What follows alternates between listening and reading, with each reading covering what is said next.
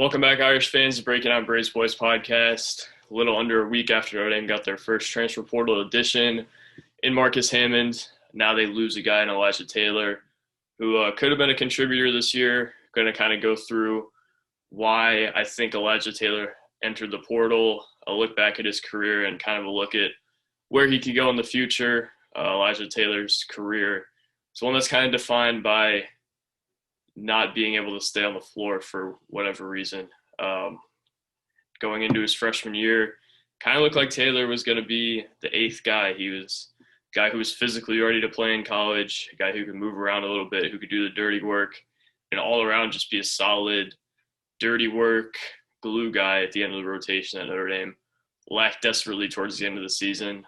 But throughout that year, he could not play because there was an ankle injury that, if I remember correctly, didn't happen at Notre Dame. It was one that kind of went undiagnosed throughout his senior year of high school, or one that he just played on. Had to get surgery, missed his whole freshman year. Going into his sophomore year, looked like he was in a solid spot for playing time as well. Notre Dame only had the 7 rotation guys, needed an eighth, and Taylor seemed to fit that bill early in the season, but for whatever reason, couldn't stay on the floor early in the season, was sick.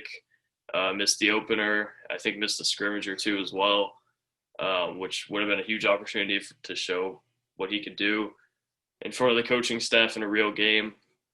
And then Maui came around. Taylor didn't really touch the floor. And then after Maui, got a few opportunities, but in Boston College got in a little scuffle. I'm sure the coaching staff didn't love that, especially since they were down so much.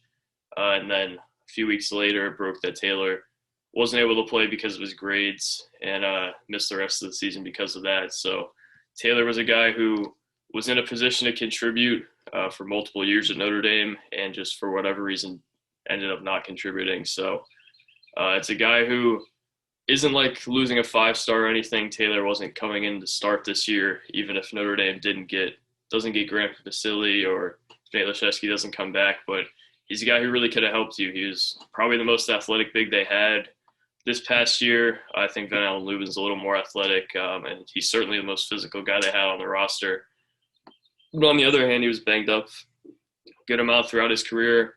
There was a log jam at his position right now.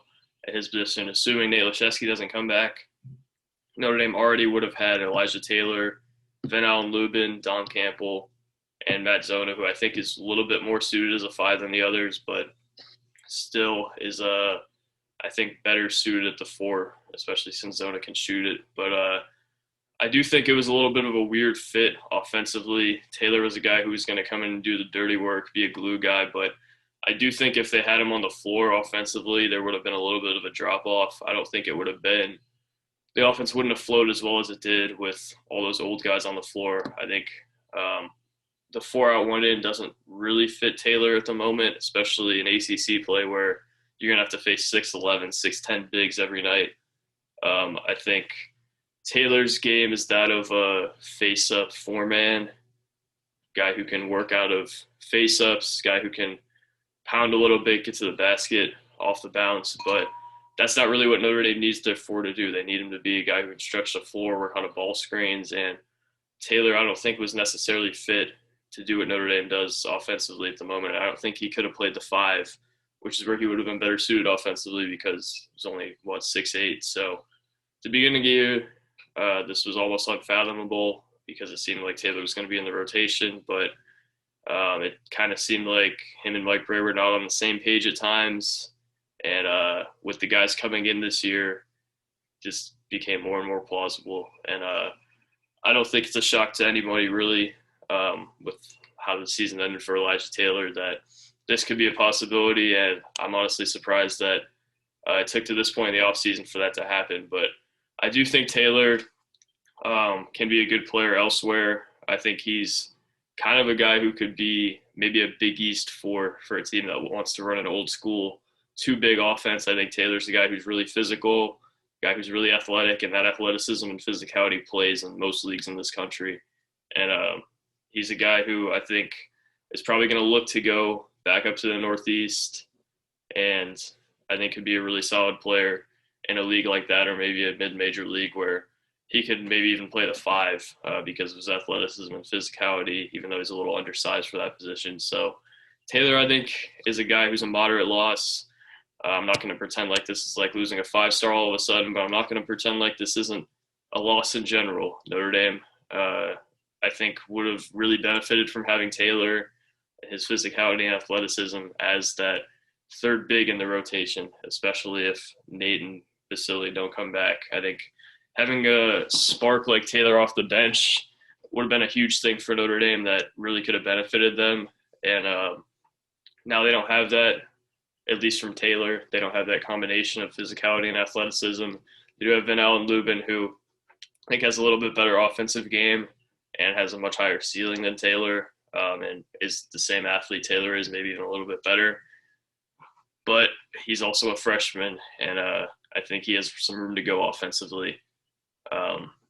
Maybe, I don't know if he was as ready as Taylor was offensively as a freshman, but Notre Dame is going to be fine at that position. It certainly would have helped to have Taylor, but all in all, Taylor wasn't even guaranteed that starting job. He was going to have to, or not even the starting job, a rotation spot. He was going to have to compete with Van Allen Lubin, Dom, Matt Zona, Nate Laszewski, Grant Vasily for playing time and minutes, and I'm not sure he really wanted to do that.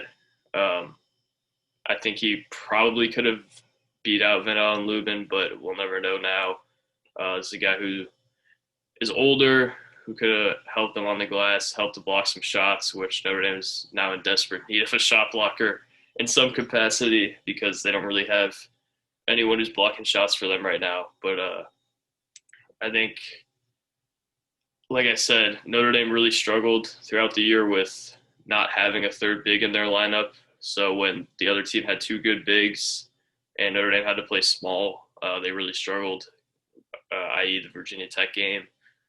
But Taylor really could have helped with that. He's also not a guy who is going to come out and score 15 points a game next year, not a guy who is going to have 10 rebounds a game next year or be a starter.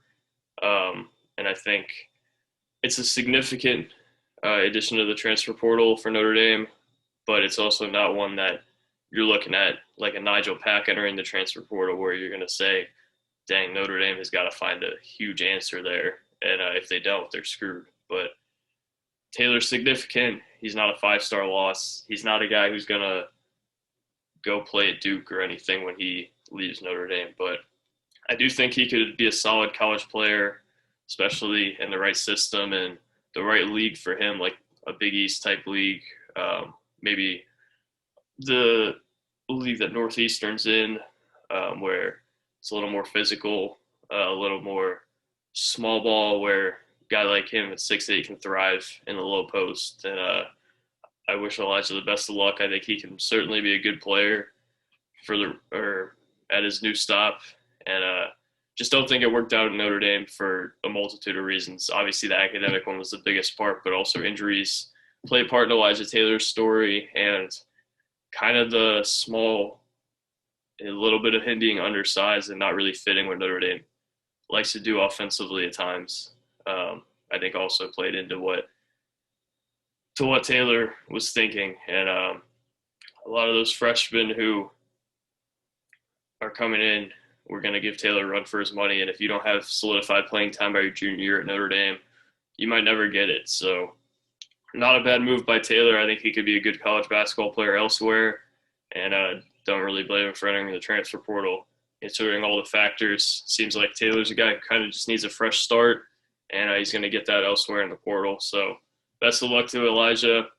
His Notre Dame career ended with 11 minutes played, 8 career points on 4-for-4 shooting, 100% from the field. So at least he has that. And I think Taylor is, like I said, he beat out every forward this year that wasn't a senior for playing time, but just couldn't capitalize on that and didn't end up being a rotation player for a multitude of reasons. So not the way we wanted Elijah Taylor's career to go, not the way that we thought it could as a freshman. But Notre Dame's got 2 players left in that 2020 class. We'll see what they can make out of those guys. But Notre Dame will still be fine without Elijah Taylor. And I guess a lot of my off-season back into the rotation topics are a little stunted by this, but that this opens the door for a guy like Van Lubin, a guy like J.R. Konechny, maybe a Dom Campbell, Matt Zona guy, to go in and get some minutes for them. If when they go into summer practices now, it's not you got to be Elijah. It's if you're playing well, you're going to play, and that's a great thing to have. There's a lot of competition on this roster at the back end, and there's a lot of things that they can improve on in the back end of their roster. So I appreciate you guys watching. Like I said, not a massive loss, but still a significant one. And a guy who had two things Notre Dame lacks is leaving the roster, which you never want to see. But that's about all I have for today. Hopefully got some better news next time I come on here. I appreciate you guys watching. Peace.